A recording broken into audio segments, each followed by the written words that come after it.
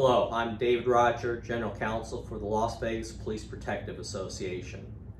Over the last several weeks, we have pushed out a number of videos discussing changes to the law, changes that make it more difficult for you to do your job. And we knew that there would be some pushback from supervisors, and over the last couple of days, we have done briefings in different area commands, and true to form, we have heard from supervisors, and supervisors have said, geez, you're giving us doom and gloom. You're telling us how we cannot do our job. You're telling us that jaywalking is no longer a crime. And some have said, tell us about ways to get around the new laws. Some have said, well, the department is pushing us to have more stats, to do more stops, and to do our jobs, and maybe the department has a different view of your interpretation of these laws. And that's natural, right? I mean, the department wants stats, they want proactive policing, the captains chew on the lieutenants chew on the sergeants, and the sergeants obviously are caught between a rock and a hard spot. They have to make sure that their supervisors are happy, but nevertheless, I know in their heart of hearts, they want to be able to protect their troops. And so this is to the troops, and hopefully the sergeants will give some thought to what I'm about to say. I will tell you that the department probably doesn't have a different view of the laws. The department probably doesn't want you to find workarounds to do your job. They want you to follow policy. They want you to follow the law. I know Sheriff Lombardo. I've known Sheriff Lombardo for probably 15, closer to 20 years. I will tell you that he is not a shrinking violet. He is a plain-spoken person. When he has an opinion about something, he will say so. There was a time where he didn't like something that I wrote in our magazine, and we went up to a place for a beer, and we sat nose to nose discussing the issue. And Sheriff Lombardo was very clear on his point of view. Now, it was over beer, and we left as friends, but nevertheless, the point that I'm trying to make is that if Sheriff Lombardo wants you to skirt the law, he will tell you. If he wants you to ignore the law, he will tell you. If Sheriff Lombardo wants you to find a workaround, he will tell you. But from my perspective, you have to follow the law and follow policy. Because if you do not, and someone dies as a result of your conduct, the department's not going to come in and say, oh, this police officer had good intentions, or the law is stupid and the officer was just trying to protect the community. Now is not the time to push the issue. We have an attorney general, we have a district attorney. The district attorney has tried to indict two of our officers, unsuccessfully, but nevertheless, he has criminally charged our officers. We have an attorney general who is looking for departments that violate pattern and practice. We have a Department of Justice Civil Rights Division that is led by an ACLU lawyer. This is the same lawyer who was head of the Civil Rights Division under the Obama administration, the same administration that got consent decrees over Ferguson, Missouri, a number of other jurisdictions, and prosecuted officers, including one of ours, Officer Rich Scavone, who ended up doing a year in federal prison. So, to you officers, understand that our obligation is to protect you, to make sure that you and your family are legally safe. We're not suggesting that if your life is in danger or someone else's life is in danger, you shouldn't take appropriate action. What we are saying is that when you do your day-to-day job, follow the confines of the law. one of the lieutenants says, geez, or it was sergeant said, give us some good news. This is all doom and gloom. Well, there is good news, and the good news is this.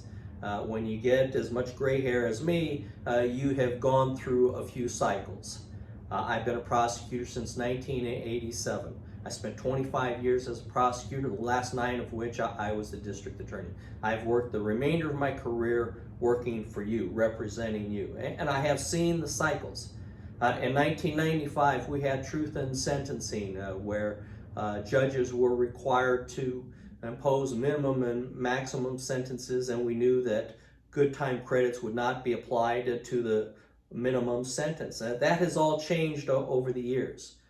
Today we have bail reform, where defendants are being released sometimes before you even finish doing your shift. We have the lawmakers have changed sentences, and as you know, they obliterated your Peace Officers' Bill of Rights in the special session, and of course in this last session have made drastic changes to criminal laws and criminal procedures. But that will change. It will change as it always does, because the good people, the law-abiding citizens, the people who want you to be able to do your job, will finally rise up and tell their lawmakers that they don't want any more of this nonsense. And they will get new lawmakers to go in and change the laws once again. And that time is rapidly approaching. You see that violent crime is up throughout the United States. In many of the major cities, violent crime is up 20%. We know that the White House, under President Biden, has said, hey, we can't turn our backs on police. And that is a quote from President Biden.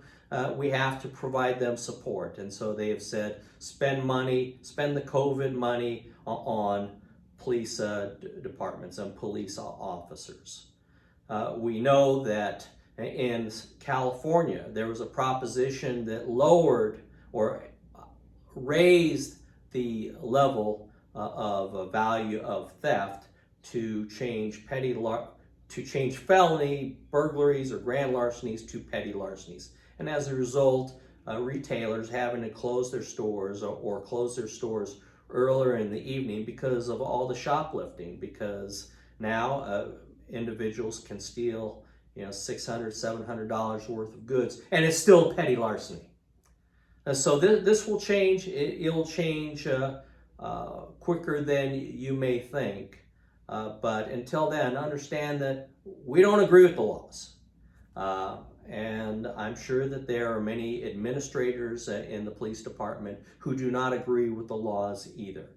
But until they are changed, the lawmakers have set the parameters. They have handcuffed you on the way to do your job, and you have to do that.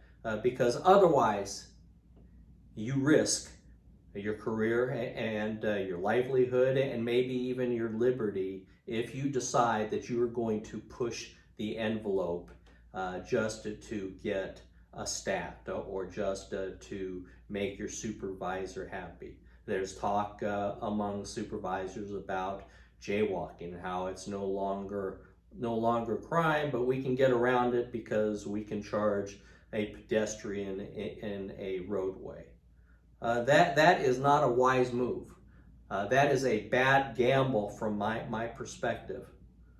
Don't find that workaround.